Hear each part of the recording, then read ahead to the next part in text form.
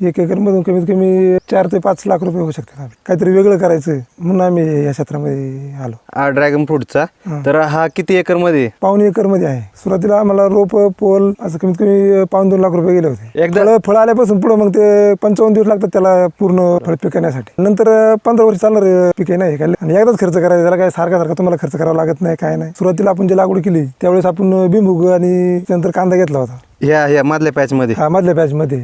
औषधी त्याला तशी काही जास्त गरज नाहीये. मी अशी रासायनिक खतं मारायची किंवा रासायनिक औषध जास्त लागत नाहीये. किंवा आपलं फंगीसाईड फक्त मारायचं त्याला, काय करपा येऊ नये त्यासाठी फंगीसाईड मारायचं, त्याच्यावर काही स्पॉट बीट पडू नये यासाठी. आणि ते पण पूर्ण सेंद्रिय?